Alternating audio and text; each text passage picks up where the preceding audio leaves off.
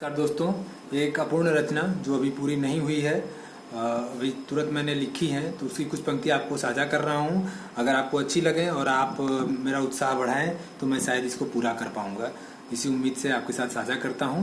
पंक्तियाँ कुछ इस प्रकार हैं कि आलू जमी के ऊपर होता है या नीचे, तुम इतना भी नहीं जानते हो। आलू जमी के ऊपर होता है या नीचे, तुम इतना भी नहीं जानते हो। और मेरे बाबूजी खेती करते हैं जिसे तुम कुछ भी नहीं मानते हो। मेरे बाबूजी खेती करते हैं जिसे तुम कुछ भी नहीं मानते हो। किसान में किसानों का होना या न होना, किसानों का होना या न होना तुम्हारे लिए एक जैसा है। किसानों का होना या न होना तुम्हारे लिए एक जैसा है। उसका मेहनताना गाली और तुम्हारा ढेर सारा पैसा है। उसका मेहनताना गाली और तुम्हारा ढेर सारा पैसा है।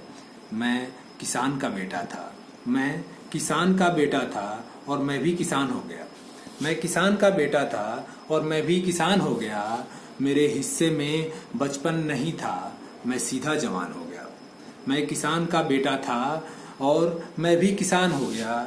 मेरे हिस्से में बचपन नहीं था, मैं सीधा जवान हो गया। मेरे हाथों में हंसिया और मेरे कंधे पर कुदाल थी।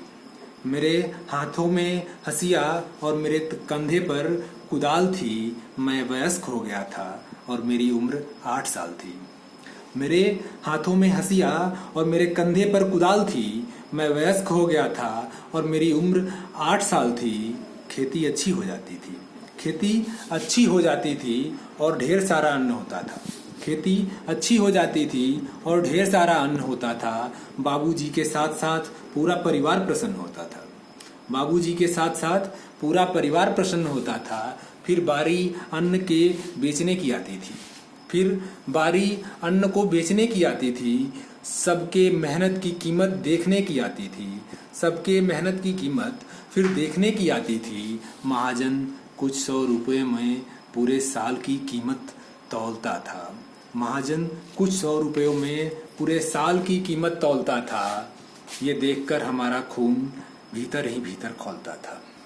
ये देखकर हमारा खून भीतर ही भीतर खौलता था। मेरे एमएसपी और उसके एमआरपी में M1 था। मेरे एमएसपी और उसके एमआरपी में M1 था। उनका अधिकतम रेस था। उनका अधिकतम रेस था तो हमारे न्यूनतम पर भी ब्रेक था। मेरे एमएसपी और उसके एमआरपी में M1 था। उसका अधिकतम रेस था तो मेरे न्यूनतम पर भी ब्रेक था। सेठों की बड़ी बड़ी फैक्ट्रियां और बड़े बड़े पेट होते थे। सेठों की बड़ी बड़ी फैक्ट्रियां और बड़े बड़े पेट होते थे। बाबूजी की सिकुड़ी चमड़ी और बनियान में सैकड़ों छेद होते थे।